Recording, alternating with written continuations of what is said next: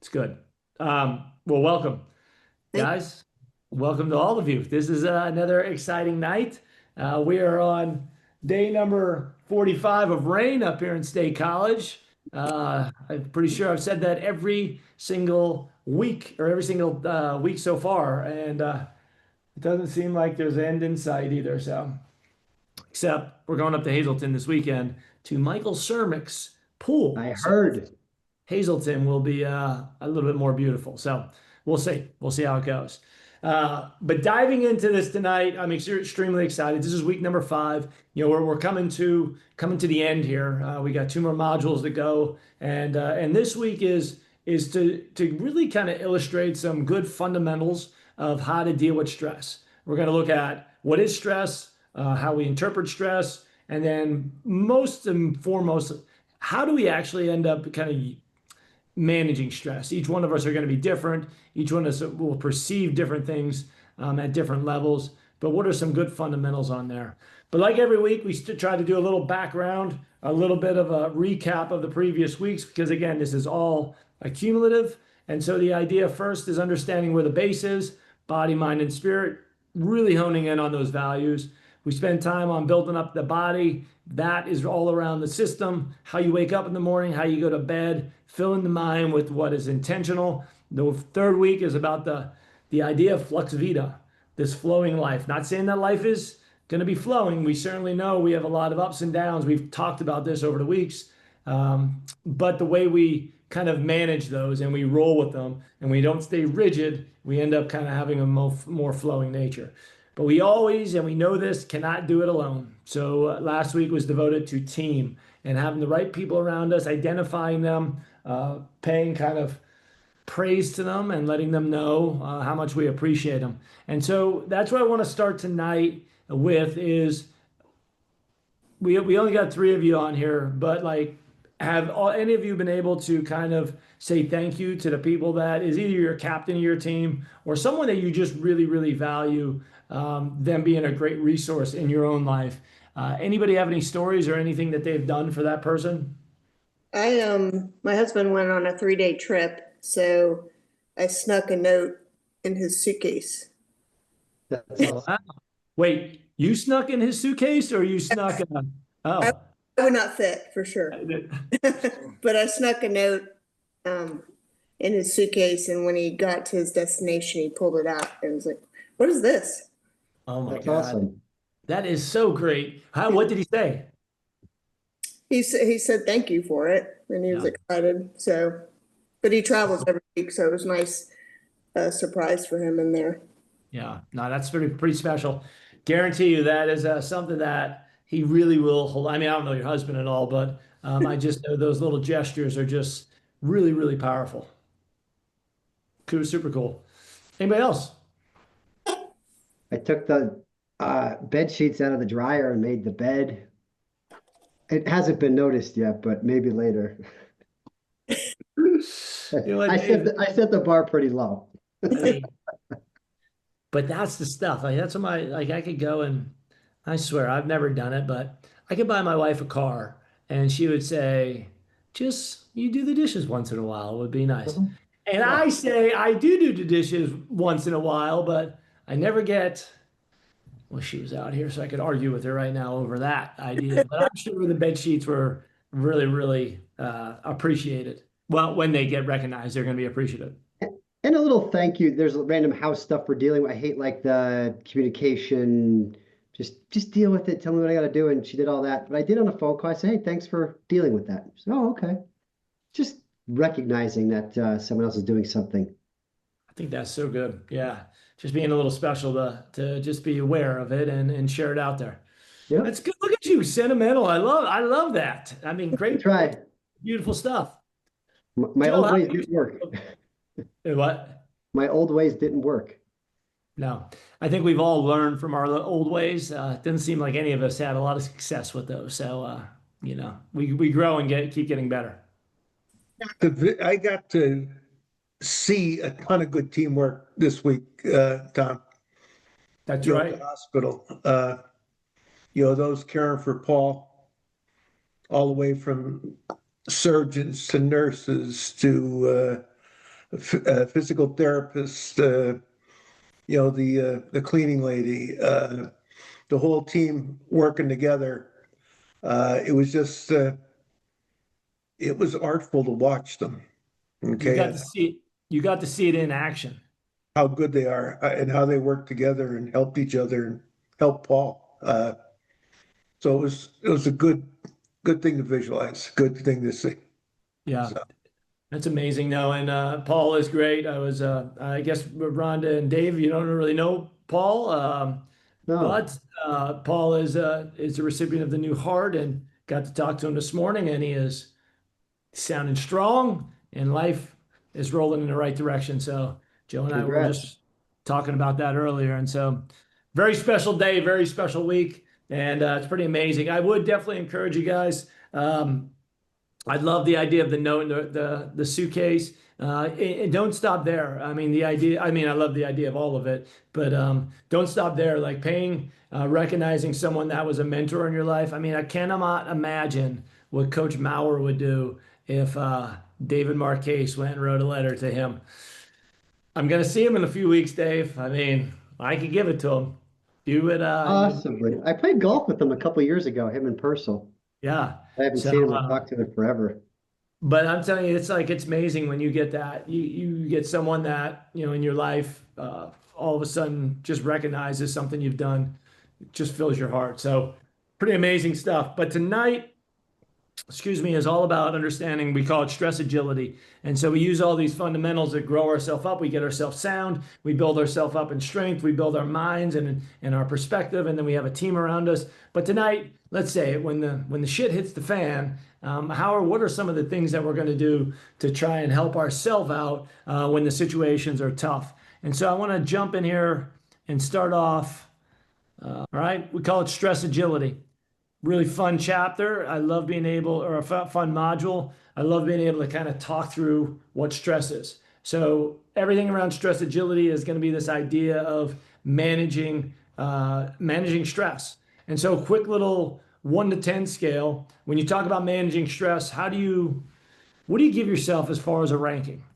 If it's just a 1 to 10 scale, 1 being I'm horrible at managing stress, 10 being I'm pretty damn awesome at managing stress.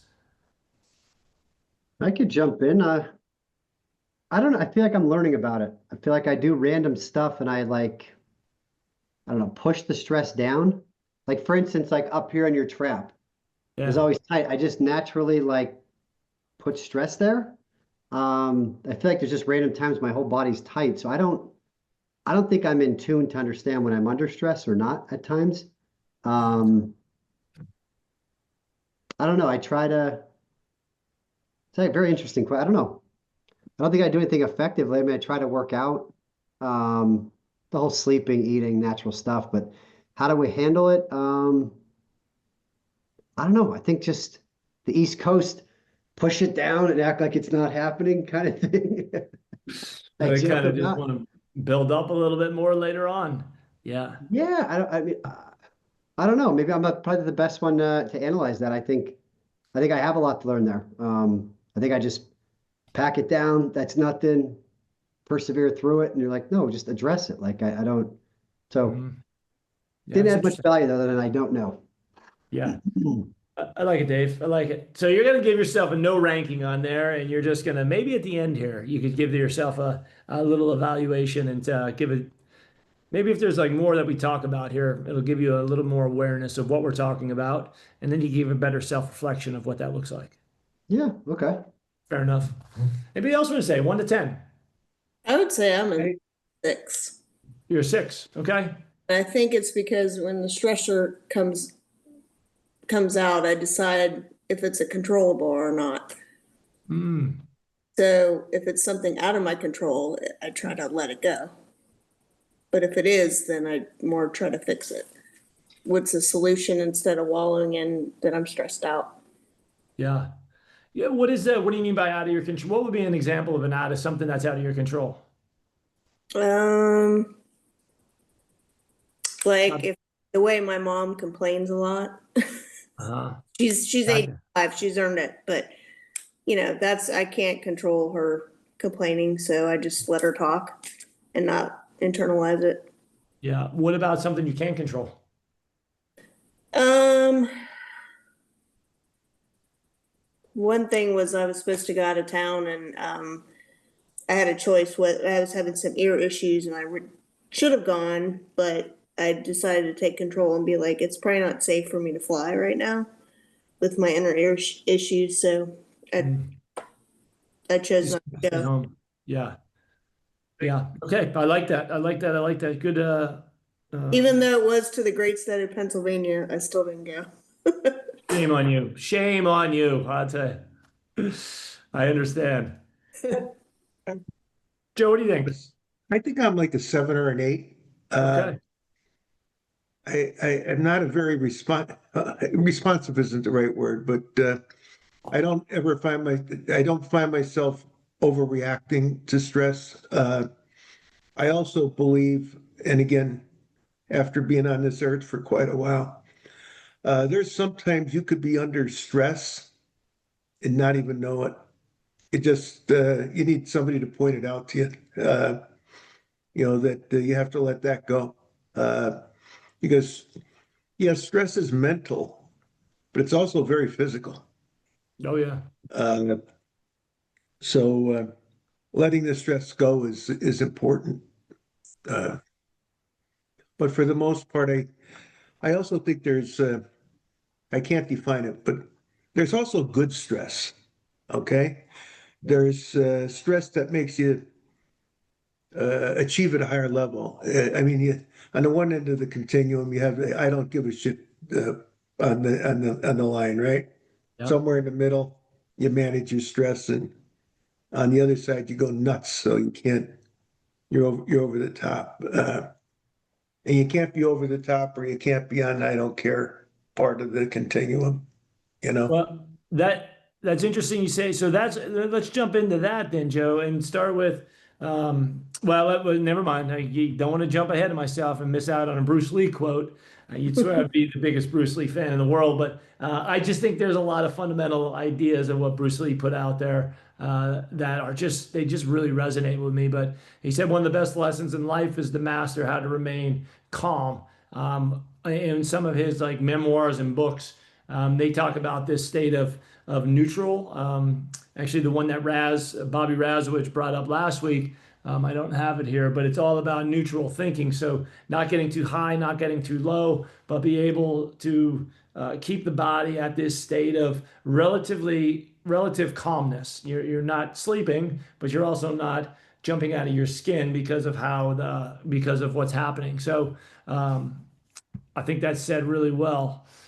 But the idea of the first thing is so what is stress? What does that even mean? Like how do we define stress? When we talk about stress, we say well, there could be good and there could be bad, and there could be ways that you don't even know you're under it. But what is it? Like what is actually happening when we're talking about stress? Anyone want to probe at that one? Isn't a definition something like fear of the unknown? Could be, yeah, definitely. That could definitely be one. But I don't really get too stressed over the fear of the unknown. It's not something that Yeah. sometimes snakes, they stress me out. Like a snake goes swirling through. I don't know why I don't like snakes, but like those suckers, I'm just like, ugh, but fear of the unknown, I'm just like, well, I don't know what the next minute's going to bring, but I got this minute right now, so I don't get too stressed over that. So it Yeah. could be for somebody, what is stress? It's actually an interesting every time I've asked this, no matter however many people we've had calls where there are 20 some people on the Zoom, and there's a lot of different things, and it always is a question that people never really have given a lot of thought about. It's just but what is stress end up being? Anybody want to you could give an example of it, or maybe even just a little crack at what you're thinking. changes with experience. The first time you're doing a task, it could stress the hell out of you, right? Then you get through it, and the second time, it's a little less stressful. Yeah. And then all of a sudden, you start to master it, and the stress level goes way down. So I don't think, I think you can learn to work through certain situations and not be as stressful the second and third time through it. Such a So it's great. I think it's repetition sometimes that teaches you how to manage the stress. Repetition of something that may not be understanding, repetition Right. of the idea of the fear of the unknown, repetition of it. With repetition, you become more skillful or more comfortable with the situation, and therefore stress levels drop, basically. Yeah. And so let me jump in and even just say this is all of these are correct. But what it really comes down to is that stress is, I'm gonna get this out of the way so I get even. Stress is the body and mind's response to external pressures, demands, or challenges. And the key word in there is response. It's the response to these external factors that are going on. So the fear of the unknown, the skill that you're having trouble understanding, all of these are our response. And our response is what stress is. So I have on the bottom here at its core, stress is influenced by how we perceive and respond to situations rather than the situation themselves. And if you think of that, every situation that we're dealing, that's what I said is like, I don't get freaked out about what the fear of the unknown is, but that's a really common stressor. Snakes are a common stressor, but I know many people that are twirling those suckers around and having no problem. And so it's this idea, and it's really, really empowering to know that like the canvas of life, all this stuff that could be the Starbucks line that stresses us out that we're held up in, or fear of the unknown, which is a really common stressor. It's all just still our response to that. Like it's still coming from in here, and that's what deems as a stressful situation. But to Joe's point, it's not just here. There's a lot of physical parts that kind of run with the fact that when we start interpreting the outside world in a certain way, and those heightened levels of stress happen, all of a sudden our blood pressure rises or we get heated up. We have a lot of negative stuff that really is related to our response to a certain situation. So the idea is like many of you said, is it's learning the skills to therefore take what is stimulating you, what is the thing that's really igniting you and stressing you out, and then figuring out how to kind of unpack it and to be able to handle it and then to be able to deal with it. And there are many different ways. We obviously aren't going to get into all of them tonight, but I think one of the big ways that I start really grasping some stuff is still when you lean on the fact that it's still the body's response. Like the fear of the unknown or fear of ghosts, like this is the craziest thing that has ever happened to me in my life. Somehow I developed a fear of ghosts. Like I'm talking scared to death of ghosts. Like in my wife's old house or the house my wife grew up in, dang thing is haunted. There is no doubt it's haunted. I don't even know if I necessarily believe in it, but it was like it was haunted. So much so that at 12 o'clock at night, I'd have to get up to go to the bathroom. I would not get up at 20 some years old without her being up and a light being on because I had this fear. Now, I don't know why, and I've explored this many, many, many, many layers deep. I fall and break my neck, this accident, and I wake up and I have no fear of the ghosts, no fear of any of this stuff. And so like when you go down the rabbit hole of understanding the way the brain works and circuitry, everything that we do runs on circuits, but the circuit can only run for 90 seconds. And after the 90 seconds, you have to rerun the circuit to make it become something. So basically, that's me saying that my fear of ghosts continually was a 90-second circuit that continued to just keep running over and over and over again. And then when something traumatic happens, all of a sudden it resets all of that stuff. And so therefore, then you get into this world where you're like, I have this is the wildest feeling, but you could lock me into this house in the basement or the attic in the pitch dark, and I literally have no physiological change at all, no heart rate elevated, no nothing.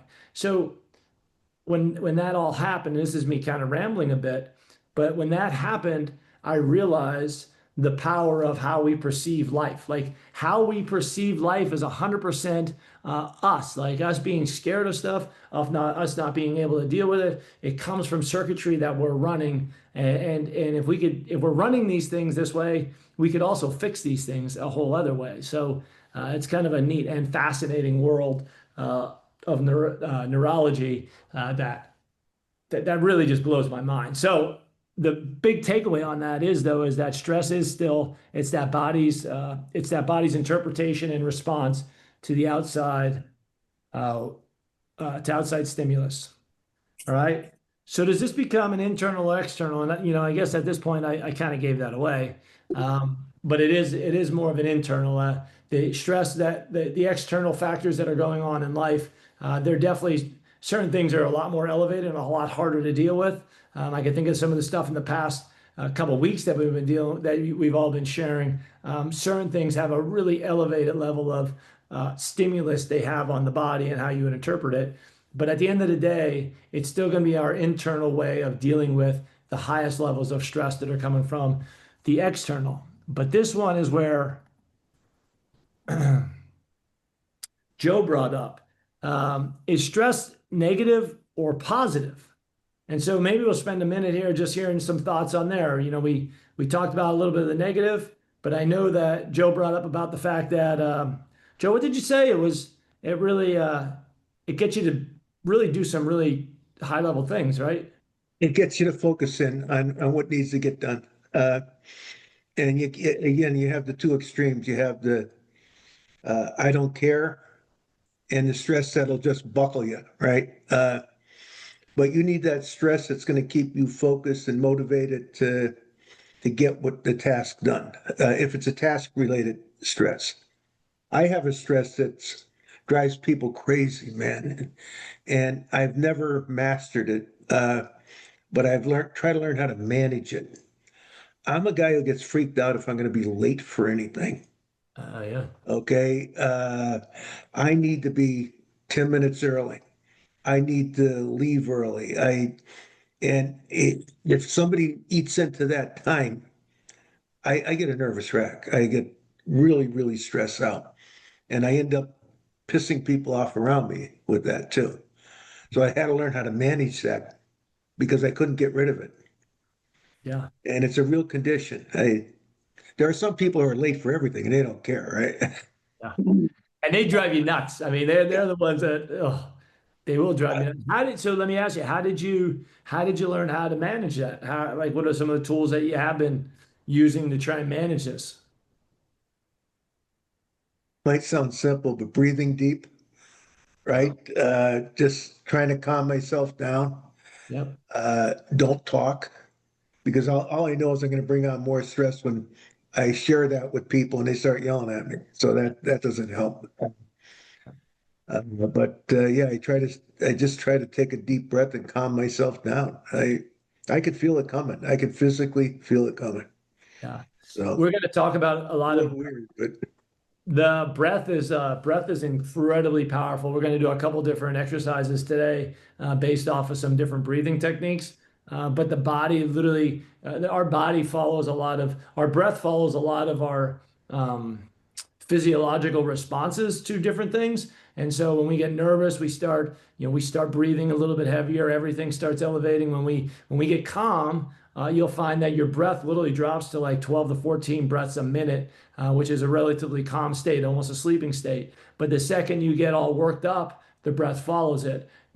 So what we found is that if you drop your breath, if you control your breathing and you slow that down, you'll bring stress levels down as well. So that breathing aspect, huge, huge, huge deal. And I think another one you hit on, which I really like, is the fact that you just don't go tell anybody else right off the bat, because then you know that they're going to be like, "You going?"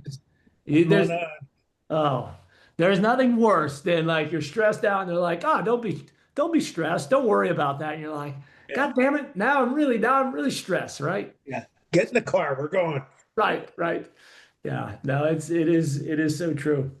So, um, but yeah, anybody else have anything on there? Anybody their ideas or anything? I do a kind of what's the best. This has been more like in the last year, I think. Taking a step back, a little bit kind of what Rhonda's train of thought is with, what could I control and what can't I control? Yeah. But it's almost like, what's the best thing that could happen in the scenario and what's the worst thing? And it kind of puts it to your front of your mind, right? So Mhm. you're somebody cuts you off, what's the best thing that happens here? Um, Nothing. I let some aggravation out. What's the worst thing that happened? I pissed that guy off to the point where he gets out of his car and shoots me, Yeah. which is a freaking That's, sad reality. that's not good. No. Well, no, but that's just to put in reference. You're standing in line somewhere. It took forever. What's the best thing and the worst thing that happened? You want to give a friend or a associate, somebody, some advice? I goofed up on this one a couple weeks back. I went against every being, caused a lot of stress for a while. But no, a little tool that helps me is what's the worst thing and what's the best thing. And if you can accept that, the stress goes down. If you can Yeah. accept the worst thing and you still want to do it, it's like, I'm going to jump in that water that's ice cold. There's literally ice on it. What's the worst thing that happened? I'm going to be freezing cold. Well, Yeah. I'm going to do that. Yeah. Kind of thing. That's a little tool. That's all I've figured out lately. I like that little best case, worst case scenario, and Yep. knowing that the worst case scenarios that we paint in our head, and I think I talked about it before, 85% chance they never happen. So yeah, it's kind of nice when you put that perspective around it. I have that pillow in my living room. It says like 98% of the things we worry about never happen. It's literally printed on a pillow. It's crazy, right? It's a mind blowing thing that our brain plays in our head. Yep.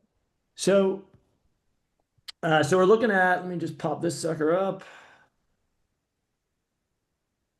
And so is it stress? So when we look at is stress negative or positive on here, one of the big deals is that it can be both. We know a lot of negative, and I'm not going to go through every one of these, but what I am going to do is just try and touch on a couple different things. When we perceive anything and we really have the negative twist to it, the negative side of what some bout of stimulus in our life creates an elevated level of stress, that we know that it could have not only acute but really chronic conditioning to our overall body, our overall perspective of how we then see the world.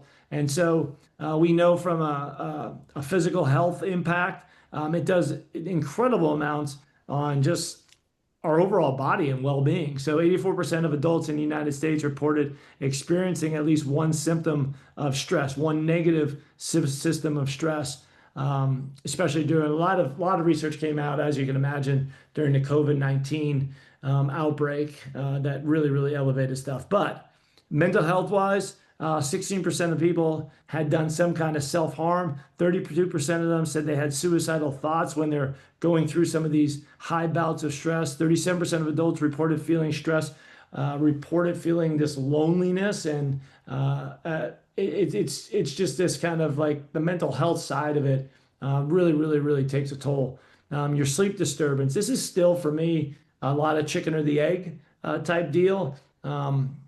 When we are stressed, we're not sleeping, but when we're not sleeping, we get higher levels of stress. So they really do feed off of one another. And so the remedy many times is figuring out which one is kind of the igniter of it individually for you all. But I do know that there's a huge amount of when people are stressed and really, literally living with depression, they also have that insomnia type feeling too. So they really do go side by side.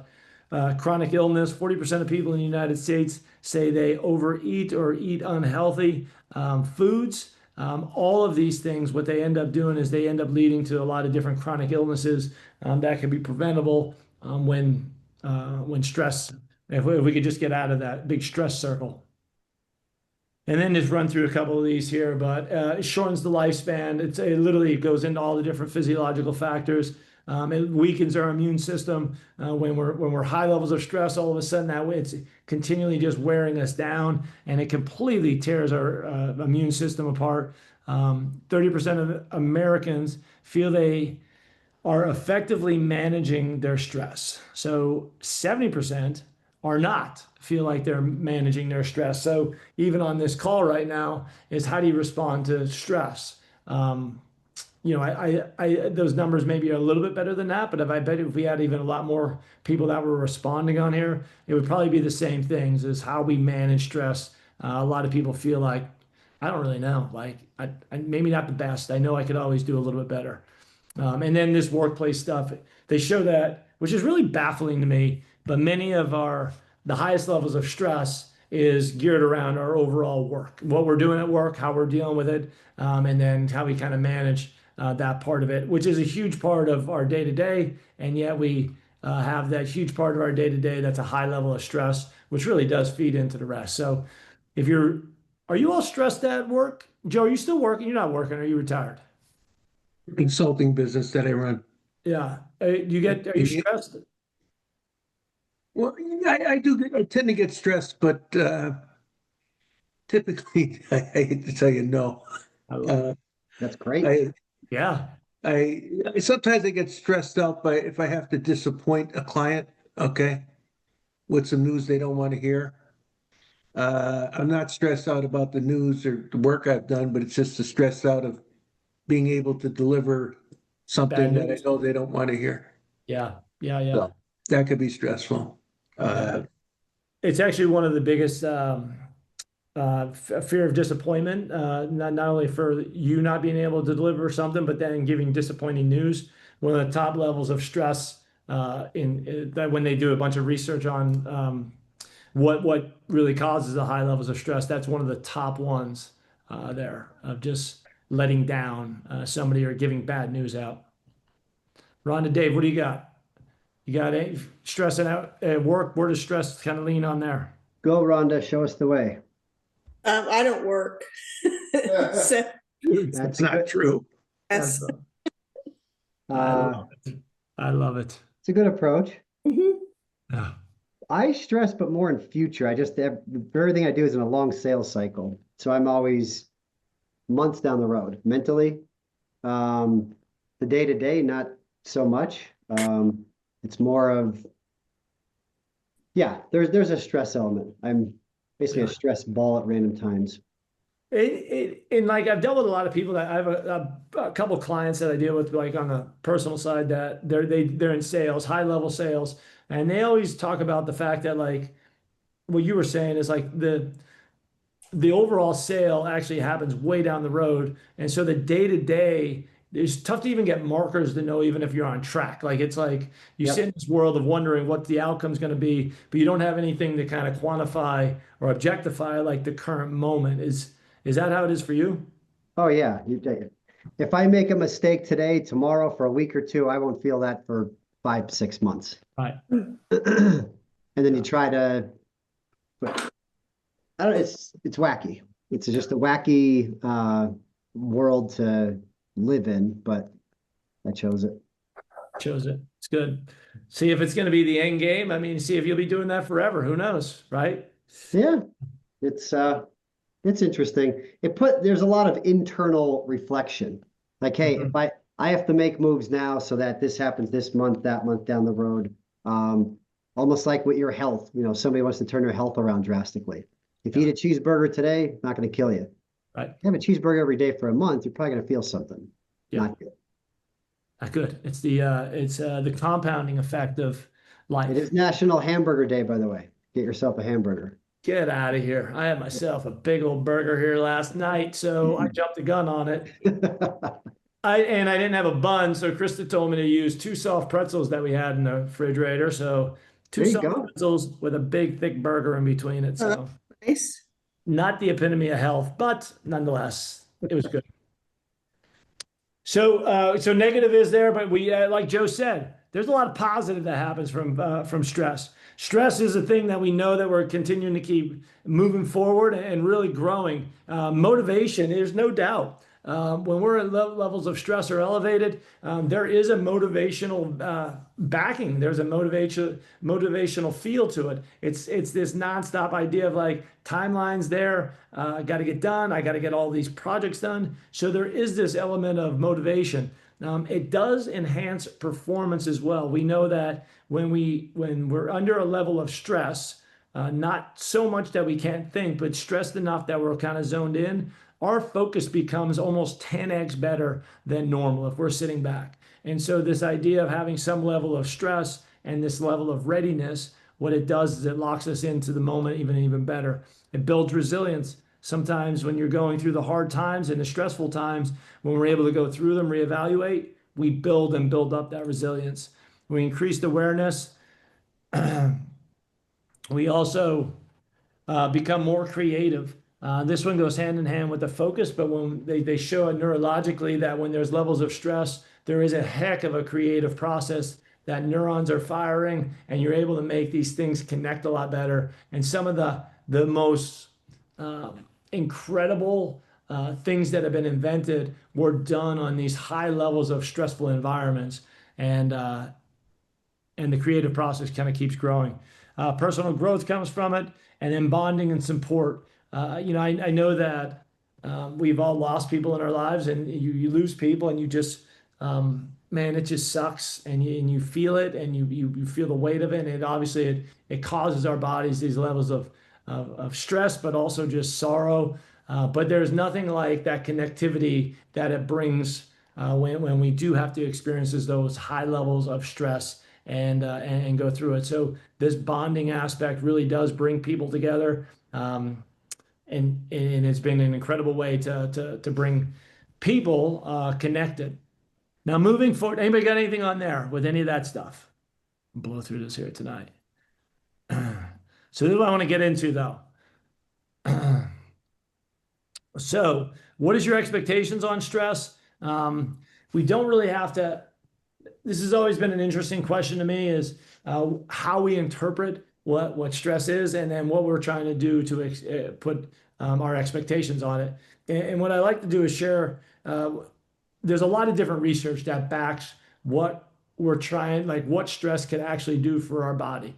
There's a research that's done out of Stanford that I can't think of her name, but we'll call her a researcher. But she basically takes these scenarios and she puts in there. They're pretty stressful situations, but all she does is she takes the two different groups of people and she tells the one group all the negative effects of what stress ends up doing to them. It's going to cause them everything from physiological responses to these cognitive dysfunctions and all these different things that are happening. And then she tells another group all the positive things it's going to do. It's going to make you more creative. It's going to make you more focused. It's going to allow you to even bond as a group better. So she didn't lie to any one of them. She just told them what their outcome is going to be. And sure enough, the same stimulus, the same stressful and stimulus with these two different groups created exactly what the researcher told them they would do. So we have the power to interpret whatever the stressor we're deeming is. We just got to be able to see it and use it in the right light. We also lean on the fact there's an area of the brain. This is the thing that I'm fascinated by, called the mid-cingulate cortex. If you think of it, two little bulbs in the brain, two little like areas. And what this area of the brain does, they show through time and time again. When we go through hard things, when we go through stressful things, when we're doing things that we don't necessarily want to do, what it does is it makes this area of the brain grow, and it grows quite big. And what they show is that top athletes, top CEOs, the top high performers in the world all have these areas of the brain that are huge. And the bigger part of it is it's not just the high performers, it's that these ultra livers, we'll call them, the ones that live their life. They're 80 some years old, they're 90 years old, they have no medical conditions, they're out there still playing pickleball, and which is mind-blowing to me. I've met many 90-year-olds right now that are smashing the world of pickleball. But that's what these people are. And every time they scan their brain, they show that this mid-cingulate cortex is just enormous, and they associate it with doing challenging things over and over and over again, always pushing themselves to it. And they show the second that a person decides not to do these challenging things and put themselves into challenging areas, that part of the brain shrinks.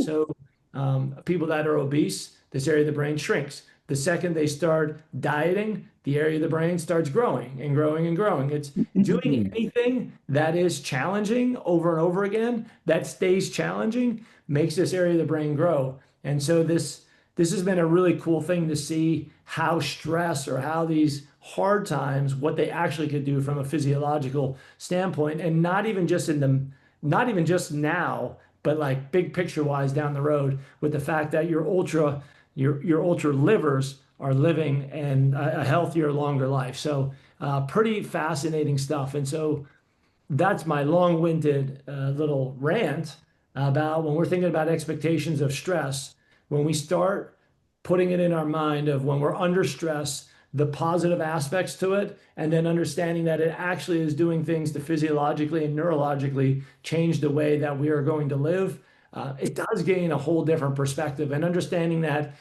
it's not our environments, it's our control of how we decide to choose to start living in that. But that's where we start moving into this world now. Anybody have anything on there before I keep rolling? I have something, I have issues with flying, Mm-hmm. and it's ironic, my husband's a pilot, but I know it's weird. But it's really the turbulence, like as soon as it started, I kind of ramp up and get well on my way to a panic attack. So I've developed all these tools of, having to deal with when it starts to get bumpy, how I work through it. Yeah. I mean, Xanax helps too, but still, it. There you go. But Those are like a shot and a beer will always help as well, too. It's like, but I have to actually like change my mindset of like, the worst case, best case scenario, like Dave said. And so I don't know if it's increased my brain size as far as how to deal with that, because it's different every time. Like yeah. I'll have a good flight and I'll be like, oh, it's just fine. And the next flight will be bad. Then I'm back in a circle of freaking out again. So if I'm hearing that right, you're like the main tool that you have that you use when the turbulence starts is almost a reframing of Mhm. what is the worst that could happen, what's the best thing. Like, interesting, yeah. Well, try to use that as I'm excited where we're going. I'm not going to keep it from me knowing where we're going. So I try to get excited about, oh, when we get there, we're going to do this and we're going to do that, and try to just reframe everything. Awesome. I like that. Do you use any breath work? I've started that some, but it's kind of interesting. I found it on Facebook, but a tip was to take a mentholated cough drop. Hmm. And I guess it increases the air to my brain. I mean, it increases the sinus. So I'm getting more air. I don't know. It may be psychosomatic, but it seems to work pretty well. It That's does, breathing. It's called breathing. Yeah. Yeah. right? But it makes all my sinuses clear so I can get, the air I need. So Yeah, it's so interesting, but it like joking around, like that is exactly what's happening. You open that up, and all of a sudden your airway opens up, and you're breathing better, and all of a sudden you're calming it down. And the more air you could get in off one breath, the less amount of breaths you got to take, and then you naturally have this relaxing. So that's cool, man. That would be something. Have your husband as the pilot who gets free tickets for the whole family, and the wife doesn't. Oh yeah. but I'm worked through it. I mean, we've been doing it for 25 years. So It's amazing.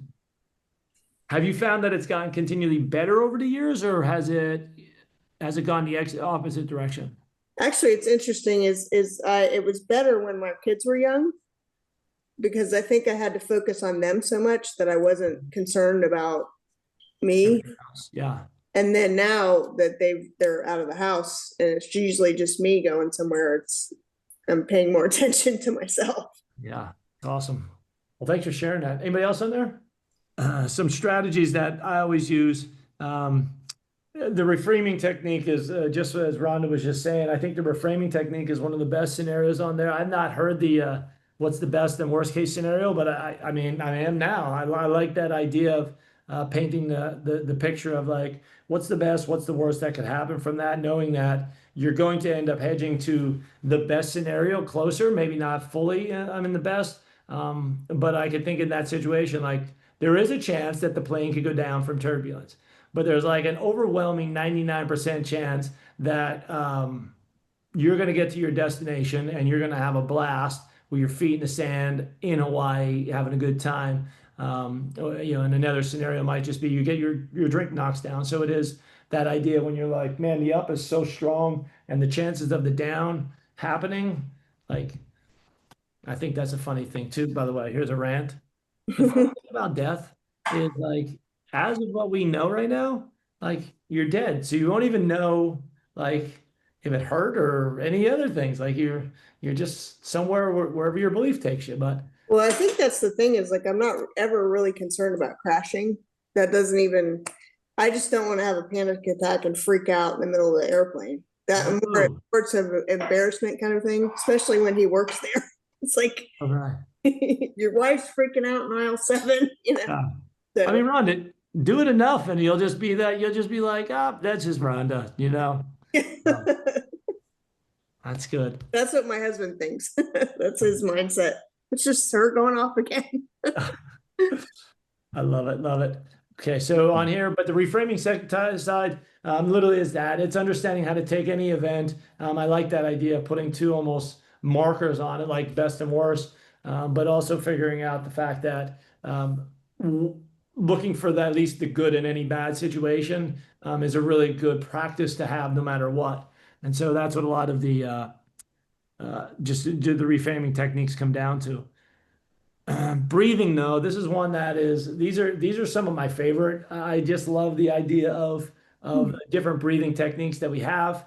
So we're gonna do actually what we're gonna do is we'll just do a couple of these. The one that I'll lean on, number one, is the psychological physiological sigh. It's one that Dr. Huberman talks about a lot. It's one that everything really does work, but the physiological sigh has maybe the most research done on it for a very acute, bring yourself, relax state. And all it is just it's a deep breath in, like Joe just did, big breath in, and then what you do is you top it off with one more, and then it's a nice 8 count on the way down. So all it is and then you let it out in about an 8 count. And you do that 3 times in a row, and you can just feel your entire body melt. So we're going to do this just to give it a shot and see what you all think. But if you would, just sit up nice and tall, shoulders relaxed, try and let them shake out. And then all we're going to do is we're going to take a big breath in, and then we're going to top it off. And then I'm going to give about an 8 count on the way down and just let it all come all the way down.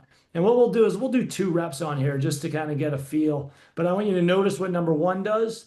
And then I want you to do the exact same thing for the second rep and then feel how the body drops from there. And when you can get 2 to 5 reps in, 2 to 10 reps in, you will literally see your entire body and your entire stress level completely subside. All right, so here we go. Give this a shot. Ready? 3, 2, 1. Big breath in, and then top it off. And then 8 count. 8, 7, 6, 5. Let your shoulders drop. 4, 3, 2, 1. Big breath in as big as you can. Top it off one more time. Good. Now you count it down. 8, 7. Relax your face. 6, 5. Let your jaw hang. 4, 3, 2, and 1. And relax. And so you can feel how instantly it just takes you from like a to at least a level down. And when you start practicing that 2 to 5 times, 2 to 10 times in a row, and again, this is a thing that I will keep trying to reiterate, is that everything that we want to call on in the moment, from becoming present again to physiological size, they take practice. They take the ability to end up locking them into the moment to becoming a skill. If they become a skill, then you can call on them when you need them, but don't just call on them when you think you need them and you think they're going to work, because that just doesn't happen. And so being able to do that is really important. Another one that I really like that we're going to do is just the alternate nostril breathing. Kind of weird, but I absolutely love how it makes your brain feels. So basically you're going to do this like hang loose type thing, kind of like one of these. And all you're going to do is you're going to pinch your one side of the nostril, and then you're going to breathe in through the nostril that's open. Then you're going to block this nostril and let it come out the other side. Breathe in through that nostril.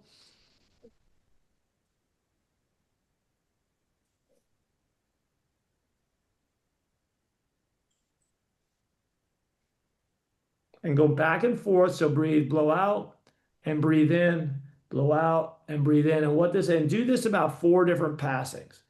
Just over and back. And what it does with your hemispheres of your brain, it actually allows the breath to kind of work in the hemispheres of the brain, and it'll allow the entire body to drop into a relaxed state. And so when you're sitting there just breathing in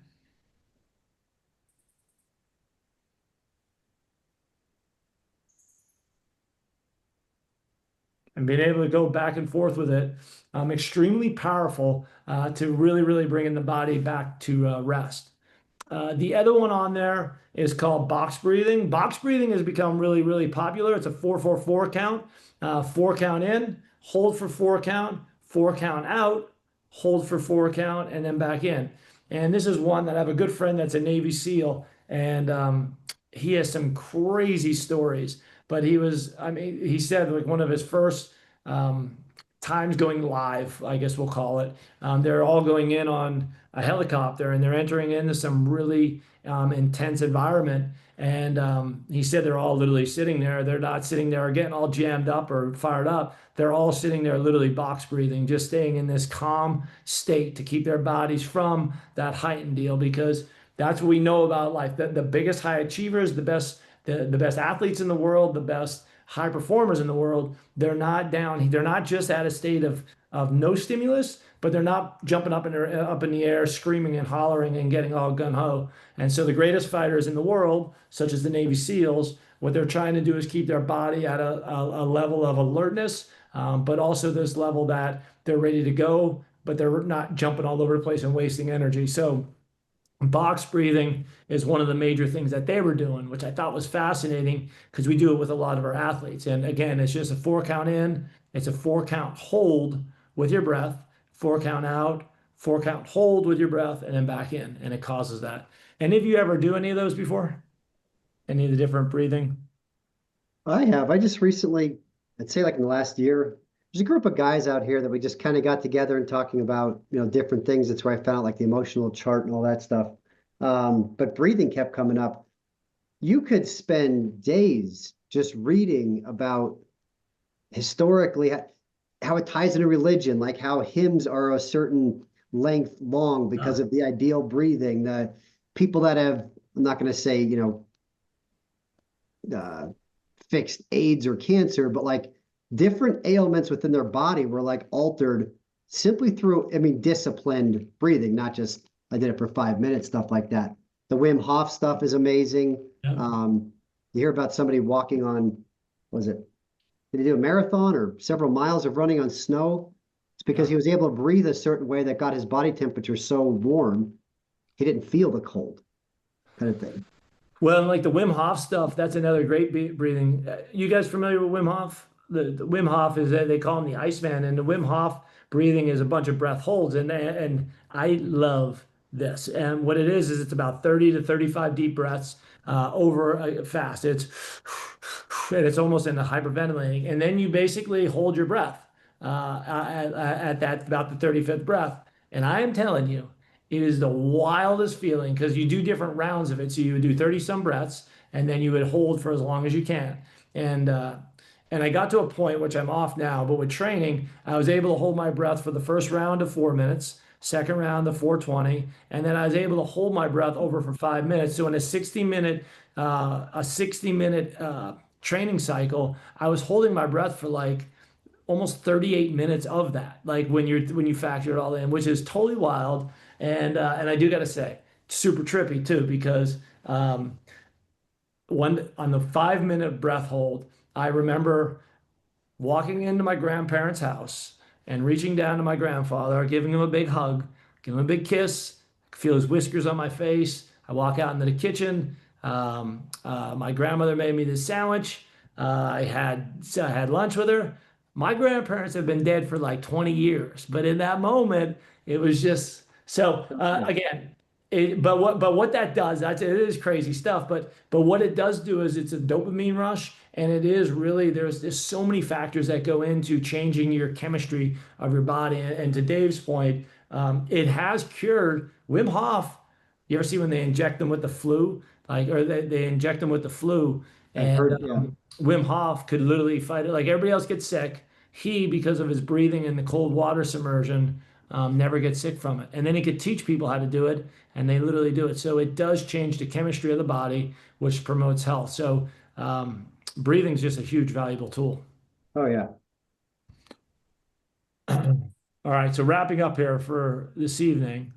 This is one big thing, meditation music. I love different ones, but this YouTube one here, I'm not going to play it for you now because it won't matter. but this is one that has been heavily researched.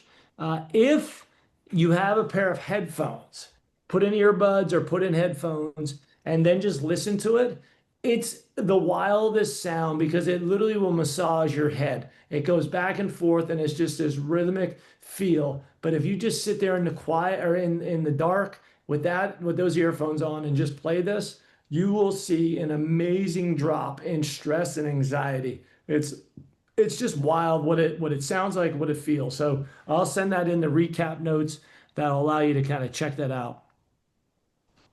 All right, and then there's a whole bunch of the different muscle relaxations. We're not going to do that tonight, but they're definitely stuff that I could send you some more information on, and really check out. But I want to kind of bring this all together tonight, because we do got some action items. So I think reframing is one of the easiest things that we could do when we're in a stressful situation, or at least the way we're perceiving a stressful situation.